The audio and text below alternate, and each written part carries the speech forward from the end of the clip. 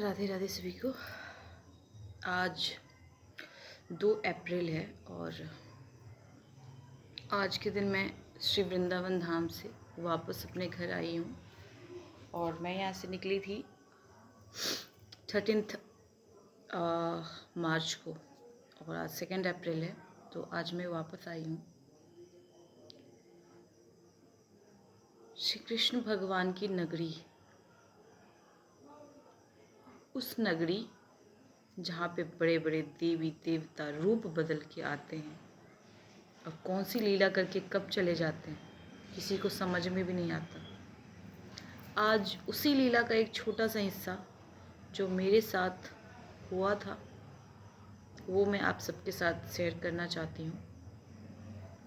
जब मैं Mathura railway station से ऑटो लेके मैं वृंदावन धाम के लिए जा रही थी, ऑटो फुल भरा हुआ था, उसमें एक भी पैसेंजर के लिए एक भी सीट नहीं था। तो वहाँ से जब ऑटो क्रॉस कर रही थी तो एक संत थे, युवा अवस्था के थे, कमर में गामछा बांधा था, ऊपर से एक और गामछा था जिससे अपने शरीर को ढका हुआ था और रास्ते में खड़े होकर के नंगे पैर खड़े थे और नाम जाप उनका चल रहा था। जैसे लग रहा था यमुना स्नान करके आए हैं और ऑटो की प्रतीक्षा में बैठे थे। ऑटो वाले को जब उन्होंने रोकने को बोला तो ऑटो वाला बस चला जा रहा था। मैंने बोला कि कोई पैसेंजर हैं, आप ऑटो रोक दो ताकि वो आ जाए।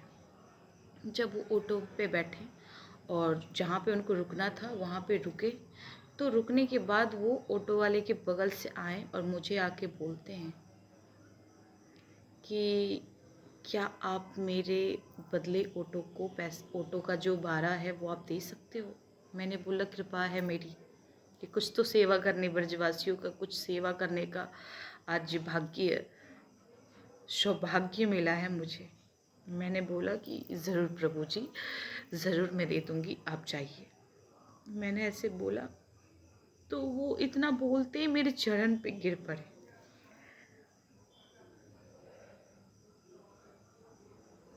और जब वो गिरे तब मुझे इतना अलग सा लग रहा था कि मैं उस योग्य नहीं हूँ कि मेरे पैर कोई भी पकड़े, कोई भी दुष्ट पापी भी मुझे छुए, मैं उस योग्य भी नहीं हूँ। और ये नाम जापक, ब्रज के वासी, और वो मेरे पैर पे आके ऐसे झुक गए। तो मैंने बोला प्लीज़ ऐसे मत करो, आप प्लीज़ जाओ।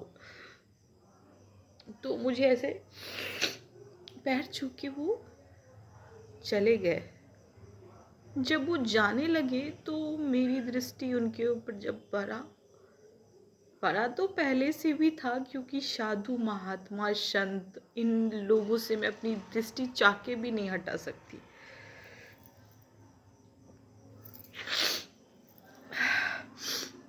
तो जब उनको मैंने देखा तो उनकी जो नेत्र थी वो बिल्कुल कमल पंखड़ियों की तरह थी, क्योंकि वो श्री कृष्ण के दास थे।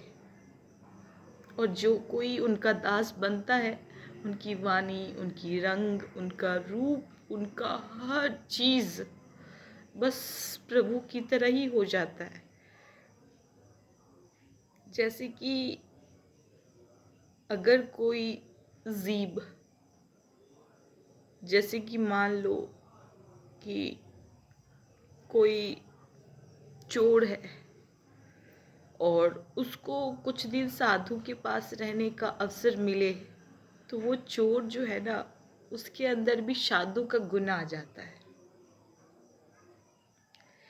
और अगर कोई दुष्ट पापी भी हमारे श्री कृष्ण भगवान के शरण में जाता है तो उस दुष्ट पापी का भी गुण, लक्षण, चलन, वस्त्र, हर चीज हमारे प्रभु की तरह ही हो जाता है। तो वो जो संत थे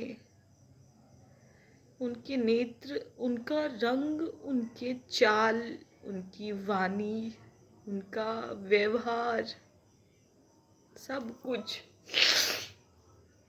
सब कुछ प्रभु श्री कृष्ण की तरह था। उनके रंग भी सांवला रंग, वो कमल नेत्र, वो वाणी, वो चलना, उनके वस्त्र, इतने दीनहीनता उनके अंदर थी, इतना दीनहीनता था ना कि उनको देख के ही हृदय में जैसे एक शीतलता मिला और मेरे नेत्र सजल हो गए। उनको देखने मात्र से इतना संतुष्टि और इतना अपार प्रेम की अनुभूति हो रही थी। वो चीज़ वहीं से उस ऑटो वाले के पास जब ये चीज़ हुआ, तो फिर जब मैं वहाँ से वो चले गए, तब से ऐसे लगा कि हे प्रभु, कितना बड़ा अनर्थ करवा दिया आपने मेरे से। किसी ब्रजवासी से मेरे पैर छुला दिए और मैं ऑटो में बैठी, बस प्लीज़ मत करो मत करो, मैं हाथ जोड़ के कर रही हूँ, और वो प्रणाम करके ऐसे ही चले गए। और ये बात उनके जाने के बाद, शुरू से लेके बाद तक भूल नहीं पा रही हूँ कि वो श्री कृष्ण के दास होकर के, हमारे श्री प्रभु के दास होकर के, भक्त होकर के, मुझ जैसन पापन के सामने सर झुकाया, हाथ जोड़ा, पैर छुआ। ये कितने बड़े अनर्थ हुआ है। और इस पर गई थी, बाकी बिहारी जी का जो दर्शन हुआ वो भी बहुत अद्भुत था। इतना अद्भुत था, जब भी गई हूँ तब भी हर बार उन्होंने मुझे दर्शन दिया, हर बार। परंतु इस बार उन्होंने ऐसा दर्शन दिया, ऐसा दर्शन दिया कि उस रूप को, उस रंग को, उस नेत्र को और उस